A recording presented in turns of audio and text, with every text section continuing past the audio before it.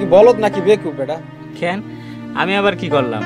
মেম্বারের দোকানে বেশি দামে মাল বিক্রি করে ব্যবসা করতেছে, আর তুই এত কম দামে মাল বিক্রি করতেছিস কেন?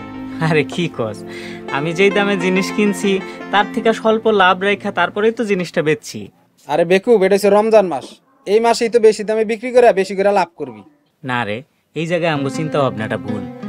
রমজান মাসে মানুষের প্রয়োজন থাকে বেশি, এই মাসে অন্তত আরো জিনিসপত্রের দাম আগের মাসের তুলনায় কম রাখা উচিত, তাতে করে মানুষের উপকার হইব, আল্লাহ সন্তুষ্ট হইব। তার উপরে দিলি আবার বাকিতে বেচে ব্যবসা করন যাইবো? কই, আল্লাহর রহমতে আমার ব্যবসা তো খারাপ যাইতেছে না। আর তাছাড়া গফুর ভাই তো আমার গ্রামেরই লোক, হ্যাঁ তো আর আমার 50 টাকা মাইরে খায় পলায় যাবো না। আমি বুঝি না তুই এই বুদ্ধি নিয়ে কেমনে ব্যবসা করস, তোর তো ব্যবসা করার কোনো শিক্ষাই নেই। শোন ভাই, ব্যবসার শিক্ষা আর রমজানের শিক্ষা এক না। রমজান আসে বছরে একবার, এবং বছরে একবার আইসা এই এক মাসে আমগরে শিক্ষা দেওয়া যায় যে বাকি 11 মাস আমগরে কেমনে চলতে হইব। হয়েছে তোর কথা কওয়াটাই আমার ভুল হয়েছে। শুধু এই রমজানের এক মাস তো নিজেরে ভালো মানায় লাভ নাই। এক মাস ভালো মানুষ সাহায্য থাকলে কিচ্ছু হইব না, আমগো ভালো মানুষ থাকতে হইব রমজান যাওয়ার পরেও পুরা 12 মাস সারা বছর। কারণ রমজান এক মাসে আমগরে যে পরিবর্তনটা করে দেওয়া যায়, এই পরিবর্তন আমগো সারা বছর ধরে রাখতে হইব, এটাই রমজানের শিক্ষা। দেশ জুড়ে যে কোনো নম্বরে সর্বনিম্ন ক্যাশ আউট চার্জ শুধু নগদে। সিরাজ, চাল কত করে কেজি? 70 টাকা কেজি চাচা। রমজানের আগে নিলাম 60 টাকা কেজি, এখন 70 টাকা কেন? চাচা রমজানের আগের কথা ভুলে যান, রমজান থেকে বাজারে নতুন রেট, চাউল 70 টাকা কেজি। কও কি বাজান, এত চালের দাম বাড়লে আমরা গরিব মানুষে ভাত খামু কেমনি? সেই চিন্তা আমার না চাচা, 8-10টা দোকানে যেই রেট আমিও সেই দামে ব্যস্ত আছি, কিনলে কিনে না কিনলে যান চাচা। তেল, আটা, চিনি, পেঁয়াজ এগুলোর দামও কি বাড়ছে? আবার জিগায় সবকিছুতে এই কেজিতে 5-60 টাকা বাড়ছে। বুঝছি রে বাজান, এখন থেকে খালি দিনে না রাইতেও না খেয়ে রোজা রাখতে হবো, গরিবের কপালে খাওয়ান নাই। এগো জ্বালা, এক মাস ব্যবসা করার শান্তি নাই, 2 পয়সা দাম বাড়লেই হাজারে শুরু করে দেয়। কতদিন হিসাবটা লিখছিলাম। বুঝলি বাবা, দুনিয়া ইফতারির চাইতে স্বাদের আর পবিত্র খাবার কোথাও নাই। এটা আপনি ঠিকই কইছেন আব্বা। জীবনে কত পোলাও কুরমা খাইছি, কিন্তু ইফতারির এই একটা খেজুরের স্বাদ আর কোথাও নাই। হবে আল্লাহ তাআলার রহমত। বাবা বেলাল, প্রতিদিন এত ইফতারি কিনা না কি দরকার? আমরা তো ঘরে কত কিছুই বানাই। এটা আপনি কি করলেন আম্মা? সারা বছর তো আর আমরা রোজা রাখি না, বছরে একটা মাস রোজা রাখি। তাও যদি বাপ মারে একটু মন মতো খাওয়াইতে না পারলাম, তাহলে এত টাকা উপার্জন করে লাভটা কি আমার?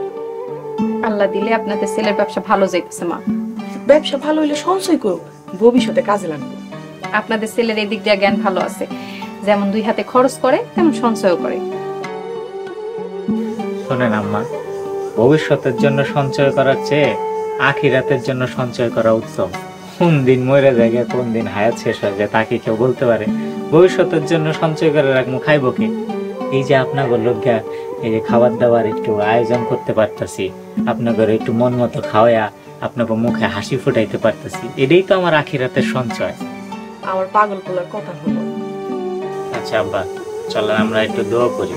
ইফতার সামনে নিয়ে আল্লাহর কাছে দোয়া চাইলে আল্লাহ খালি হাতে ফিরে আনে। এরপরে ইফতার করে আমরা মাগরিবের নামাজ পড়তে যাব। ঠিক আছে বাবা। আসসালামু আলাইকুম মেম্বার সাহেব। ওয়ালাইকুম আসসালাম। সিরাজ, গতকালকে বেচারের খবর কি? ব্যবসার অবস্থা ভালো না, আগের চেয়ে আরো খারাপ। কেন? এই রমজান মাস উপলক্ষে জিনিসপত্রের দাম বাড়াই দিলাম, টাকা তো বেশি আসার কথা। কাস্টমার আইলে তো বেচা কিনে হইব, জিনিসপত্রের দাম হইলে তো মানুষ বাইকে যায়। শোন সিরাজ, মানুষ খাউন ছাড়া চলতে পারে না, পেটে ক্ষুধা লাগলে ঠিকই চলে আইব। মানুষ মনে হয় খাওয়ান কমাই দিচ্ছে, আগে যারা 5 কেজি সদাই কিনতে হন তারা 1 কেজি সদাই কিনে। সমস্যা নাই, 1 কেজি বেচে 5 কেজি লাভ করবি। এই টেলো রমজান মাস, এই মাসে ব্যবসা করবো কি তা আঙ্গ হচ্ছে শুভ। আমার মনে হয় জিনিসপত্রের দামটা একটু কমাই দিলে মানুষজন বেশি বেশি কিনবে। ধরবো কার, যার সদের দরকার দাম বাড়লেও কিনবো, দাম কমলেও কিনবো। আরেকটা কথা, কাস্টমার তো সব বেলালের দোকানে চলে যায়, এর লেগে মনে হয় আমাকে দোকানে কাস্টমার রাখে না, কারণ একই এলাকায় 2টা দোকান। কি কষে সব কথা? ওই বিলালের দোকান মাল ভালো, আমার দোকান মাল কি খারাপ?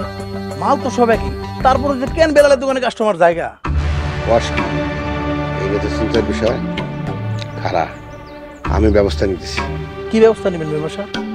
ওর হাড্ডি গুটি ভাঙ্গা ঘরে বসে রাখুন। এই রমজান মাসে ওর আর দোকানদারি করতে হবে না, তাই ওর দোকান বন্ধ হয়ে থাকবো। ওর দোকানে যত কাস্টমার আছে আমার দোকানে। মেম্বার সাহেব, এই কাজটা করা কি ঠিক হইব? এই তুই চুপ থাক, তুই দোকান যা, নামাজের টাইমে আমি নামাজ পড়ে দেবো। হায় রে মানুষ, এই খারাপ কাজ করতেছে আবার মসজিদে যে আল্লাহর কাছে মাফ চাইতেছে। এটি দেখে তো শয়তানও হাসে।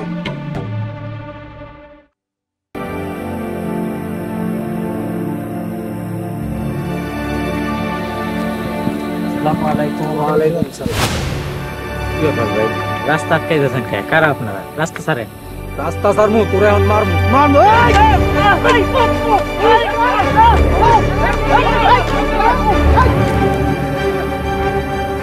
আরে বিলাল, তুমি তোমার মারলো কেডা? আর আমার সামনে তো দেখি নাই গফুর ভাই। তোমার কিছু হয় নাই তো? আর কয়টা বাড়ি লাগছে খালি। তুমি বাড়িতে যাইতে পারবে এখন? ও যাইতে পারো। আচ্ছা যাও তাইলে। ধন্যবাদ ভাই। তুমি আইছো, যাও হাত মুখ দিয়া হোক, সবার এক লগে খাওন দি। না না, কিছু খামো না। ইফতারে এত কিছু খাওয়ানোর পরে আর এক লোকমা কিছু খাওয়ার মতো অবস্থাও থাকে না শরীরে। তোমার পছন্দের মুরগির মাংসের ঝাল রান্না করছি। জানো শিরিন, আল্লাহ আমগরে কতই না সুখে রাখছে। যে দোকানে সদাই নিতে কত গরিব মানুষজন আসে, খালি অভাব আর অভাব। তাকে অবস্থা দেখলে নিজেরই কান্না আসে, চোখে পানি চলে আসে। কেন? মানুষজনের আসলে সুখ বলতে কিছু নাই। অভাবে দারিদ্রতায় ডুবা আছে। কারো তেল কিনতে গেলে চাল কেনার টাকা থাকে না, কারো চাল কিনতে গেলে মাছ মাংস কেনার টাকা থাকে না। আমরা তো তাও 2 বেলা মাছ মাংস খাইতে পারি, এটাই আল্লাহর দরবারে লাখ লাখ শুকরিয়া। ও আলহামদুলিল্লাহ। জানো, এই সব দোষ না কিছু অসাধু ব্যবসায়ী গো। সরকার তো সমস্ত জিনিসের দাম নির্ধারণ করে দিছে। এই অসাধু ব্যবসায়ীগুলা এই জিনিসপত্র ন্যায্য মূল্যে বিক্রি করে না, সবকিছুর দাম বাড়ায় বাড়ায় জিনিসপত্রের দাম হাতের নাগালের বাইরে নিয়ে যায়। সরকার এদের ধরে ধরে শাস্তি দিতে পারে না? কয়জনরে শাস্তি দিবে? যেই ব্যবসায়ীরা যেই দোকানদাররে শাস্তি দেয়, হ্যাঁ ওই জরিমানার টাকা দিয়ে জিনিসপত্রের দাম আরো বাড়ায় দেয়, যেন জরিমানার টাকা মানুষের কাছ থেকে উসুল করার ধান্দা। আল্লাহ একদিন ঠিকই তাদের বিচার করবেন। ও জানোই তো, আল্লাহ ছাড় দেয় কিন্তু ছাইরা দেয় না। তুমি কিন্তু ন্যায্য দামের চাইতে 1 টাকা বেশি বিক্রি করবা না। পাগল হয়েছো তুমি? মানুষের ঠকায় আমি পরপারে গিয়ে আল্লাহর কাছে মুখ দেখামু কেমনে? কি জবাব দিব? আচ্ছা ঠিক আছে, চল ঘরে চল। কি হইছে? হাতে ব্যথা পাইছো? না না, কিছু হয় নাই। দেখো সত্যি করে রাখো, কি হইছে? ওই দোকান থেকে আওয়ানোর সময় কারা যেন রাস্তায় আমার উপরে হামলা করছিল। হায় আল্লাহ, কি কই সব? আব্বা, আব্বা আমারে কই না, এরা বয়স্ক মানুষ, উদে চিন্তা করবো, আমার কিছু হয়নি। আচ্ছা চলো ঘরে চলো।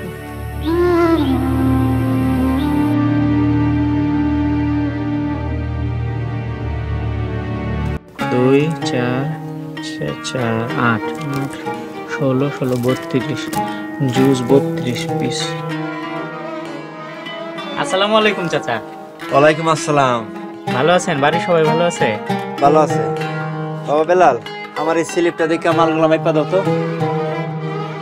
আচ্ছা চাচা, আপনি দাঁড়ান, আমি দিতেছি। বুঝলা বেলাল, দুনিয়া যেমন খারাপ মানুষ আছে তেমনি ভালো মানুষও আছে। এই কথা বললেন কেন চাচা? সবার দোকানে জিনিসপত্রের দাম বাড়ায় বেচতেছে, একমাত্র তুমি খালি কম দামে বিক্রি করতেছো। শুধু শুধু দাম বাড়াইতে যাবো কেন? আর আমি তো ফ্রিতে বেচতেছি না, আমি আমার কেনা দামের থেকে সীমিত লাভ রেখে তারপরেই তো বেচতেছি। অন্য দোকানদাররা কইতাছে এই মাসে নাকি ব্যবসা, তা যে যেমনি পারতাছে অমনি লাভ করতেছে। শোনেন চাচা, আমার কি কবরে যাইতে হইব না? কবরে যাই হিসাব দিতে হইব না? তখন আমি আল্লাহর কাছে যাই কি করবো? যে রমজানে মানুষের বিপদের সুযোগ নিয়ে আমি দাম বাড়াই দিছি, মানুষের ঠকাইয়া ব্যবসা করছি, আমার হিসাব আমার এই দিতে হইব। তাই আমি আমার ন্যায্য মূল্যের থেকে 1 টাকা বেশি দামেও সদাই বেচুন না। মাইনছের হিসাব মাইনছে করুক। আল্লাহ তোমার ভালো করুক, তুমি অনেক বড় হও। দোয়া করেন চাচা। ইনশাআল্লাহ। দাঁড়ান, আমি সদাই ম্যাপটা দিই। কি রে, কিছু কবি? সিরাজ ভাই, আজকে জিনিসপত্রের রেট কেমন? আজকে তো জিনিসপত্রের দাম আরো বাড়ছে, গতকাল ইচ্ছে আরো 2-3 টাকা বেশি। তোমাকে ওই কপাল ভাই, দুনিয়ার ব্যাগ মানুষ না খায় মরতাছে আর তোমরা লাখ লাখ টাকা কামায় নিতেছে। আর ব্যবসা, এই যে এতক্ষণ ধরে দাঁড়ায় আসোস, একটা কাস্টমার দেখছোস? হ্যাঁ, আমিও তো কোনো কাস্টমার দেখতাছি না। লাখ টাকা তো দূরের কথা, আগে যেই পরিমাণ বেচা কিনা হইতো এখন তো রোদ দিব নাই। কও কি? যা সত্যি তাই কইলাম, মানুষ মনে হয় খাওয়ানোর দিয়ে কমাই দিছে, আগের মতো সদাই কিনতে হয় না। ভুল কইলা সিরাজ ভাই, মানুষ ঠিকই সদাই কিনতে আছে, কিন্তু তোমার দোকান থেকে কিনতে আছে না। ঠিকই কইছিস। সবাই তো বেলালের দোকান থেকে সদাই কিনতে যায়। আচ্ছা, আমি একটা জিনিস বুঝলাম না, বিলালের দোকানে সদাই কিনতে যায় কি লেগা? এর দোকানের জিনিসপত্র কি ভালো? জিনিস তো একই, কিন্তু দাম কম। বেলাল তো আগের দামের চেয়ে কমে বিক্রি করতেছে। খোঁজ খবর তাইলে রাখো না, বেলাল তো রমজান মাস উপলক্ষে জিনিসপত্রের দাম বাড়ায় নাই, আরো কমায় দিছে। কথাটা তো তাহলে মেম্বার সাহেবের কইতে হয়। সেলিম, তুই একটু দোকানে খারাপ হয়ে যাচ্ছে। মেম্বার সাহেব, মেম্বার সাহেব, আসসালামু আলাইকুম মেম্বার সাহেব। ওয়ালাইকুম আসসালাম। কি খবর সিরাজ? আজকে ব্যবসা বাণিজ্য ভালো না? ভালা, সকাল থেকে এই পর্যন্ত 2000। বাহ বাহ বাহ, 2000? সকাল থেকে এই পর্যন্ত 2000 টাকা লাভ? বাকি দিন তো পয়সা রয়েছে।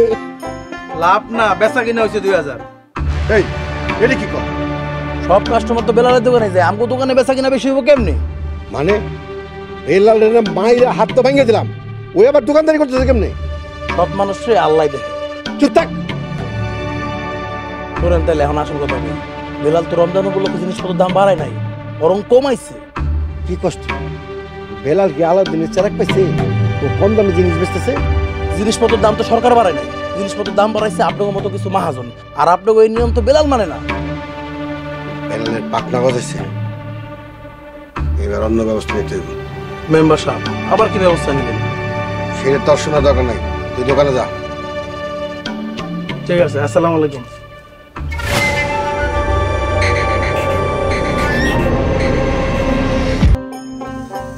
আসসালামু আলাইকুম মেম্বার সাহেব। ওয়ালাইকুম আসসালাম। বিল্লাল, কাজটা কি তুমি ঠিক করতেছো? আমি আবার কি করলাম?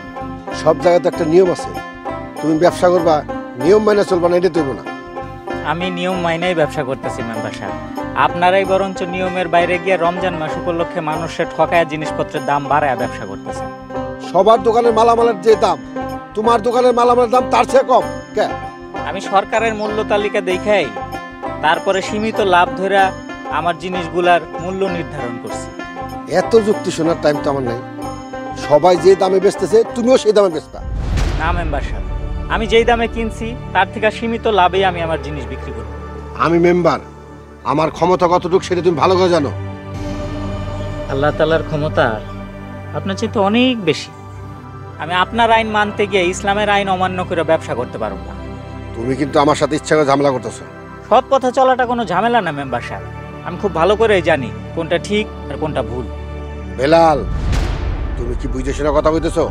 জি মেম্বার সাহেব, বুঝে শুনে সজ্ঞানে বলতেছি। আর আমার জীবন চলে গেলেও আমি ইসলামের আইনের বাইরে অসৎ পথে ব্যবসা করতে পারবো না। আসি, আসসালামু আলাইকুম।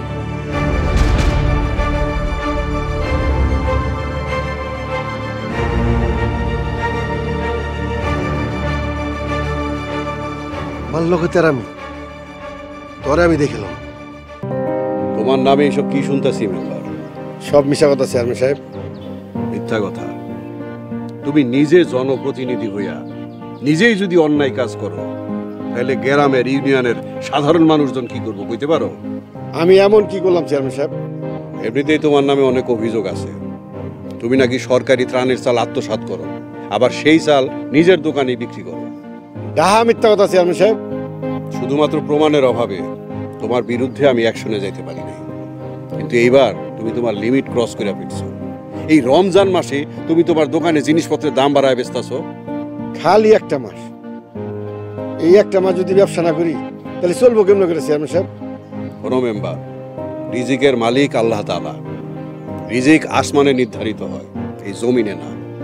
খামাকার রিজিক নিয়ে এরকম তাল বাহানা কইরা আল্লাহর দরবারে নিজেরে পাপী বানায়ও না। চেয়ারম্যান সাহেব, রিজিক তো থাকে আসমানে, আর আমরা তো মাটিতে থাকি, আর মাটিতে থাকলে টাকার দরকার হয়।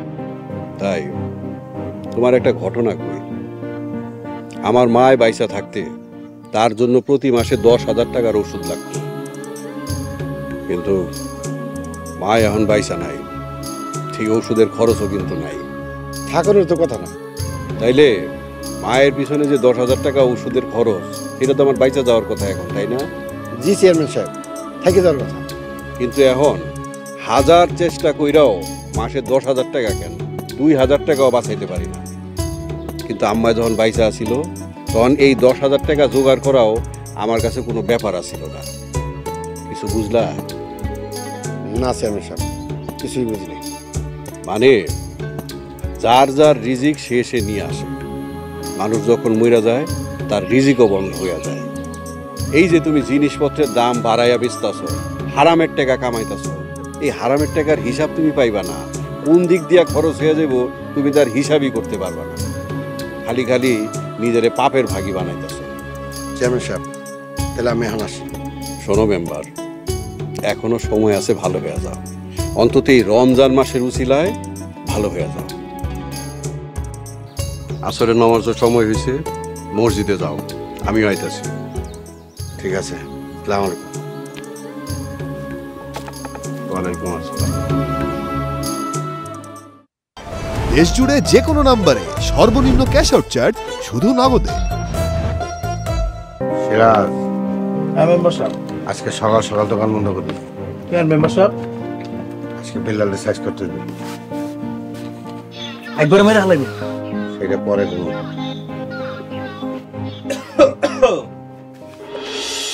আরে আপনারা, আসসালামু আলাইকুম স্যার। ওয়ালাইকুম আসসালাম।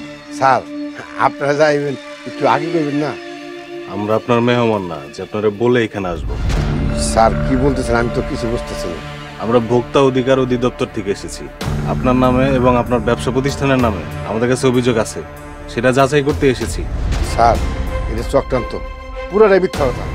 সত্য না মিথ্যা সেটা যাচাই করতে আমরা এসেছি। আপনার নামে সম্পূর্ণ অভিযোগ সত্য প্রমাণিত হয়েছে। আপনার দোকান বন্ধ করে সিলগালা করে দেওয়া হচ্ছে এবং সেই সাথে 50,000 টাকা জরিমানা করা হচ্ছে। স্যার, ও স্যার একটু দয়া করেন স্যার। আপনি সরকারের আইন অমান্য করেছেন, সেই সাথে গরিব ভোক্তাদের উপর জুলুম করেছেন। আপনাদের মতো লোকজনের জন্য এটাই বিচার। সামনে ঈদ স্যার, দোকানটা বন্ধ করেন না স্যার। এখন কোনো কথা বলে লাভ নেই। জরিমানার টাকা জমা দিয়ে রসিদ নিয়ে আসবেন, আর তারপরেই ব্যবসা করতে পারবেন।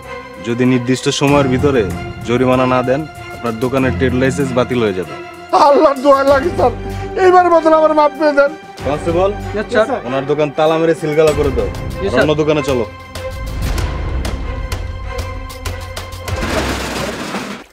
আমার মা নিজের সব শেষ হয়ে গেছে রে। আমি রানিং মেম্বার, আমার দোকানে সিলগালা। এবার বুঝলেন তো মেম্বার সাহেব, বাপ নিজের বাপ রেও ছাড়ে না। আমার ওষুধ শিক্ষা হয়েছে রে বেলাল। এই রমজান মাসে আপনি জিনিসপত্রের দাম বাড়াইয়া দিয়া একটা বাড়তি লাভের আশায় এখন দেখেন এই লাভ তো হইলই না, বরং আপনারা তার চেয়ে বেশি ক্ষতিপূরণ দিতে হইতাছে। কয়টা টাকার লোভে আমার মান সম্মান সব হারালাম, আমার এতগুলো টাকা হারালাম। এখন আমি মানুষের সামনে মুখ দেখাম কেমনে? সারা মাস ব্যবসা করলেন 5-10 টাকা, আর জরিমানা দিলেন 50,000 টাকা। অথচ আমারা দেখেন ন্যায্য দামে জিনিসপত্র বিক্রি করে আপনার চাইতে কয়েক গুণ বেশি টাকা উপার্জন করলাম। তুই এত কিছু কেমনে করলি রে বেলাল? শুনেন মেম্বার সাহেব, ব্যবসা হইল সুন্নত আর আল্লাহর রহমত। ব্যবসা একদিনের কাজ না। আপনি এই কাজগুলা কইরা নিজের যে কত বড় ক্ষতি করছেন সে আপনি নিজেও জানেন না। কেমনে? মানুষের দুর্দিনে মানুষের বিপদে সাহায্য করে মানুষের যে বিশ্বাসটা আমি অর্জন করছি, তাতে করে শুধু রমজান মাস না, মানুষ সারা বছরই সদাই কিন্তু আমার দোকানে আসবো। আর আপনি এই রমজান মাসের উসিলায় অহেতুক জিনিসপত্রের দাম বাড়ায় দিয়া মানুষের বিশ্বাস আস্থা নষ্ট করলেন। আপনার প্রতি মানুষজন কোনোদিন বিশ্বাসও করবো না, আর আপনার দোকান থেকে কেউ কোনোদিন সদাই কিনতে পাইব না।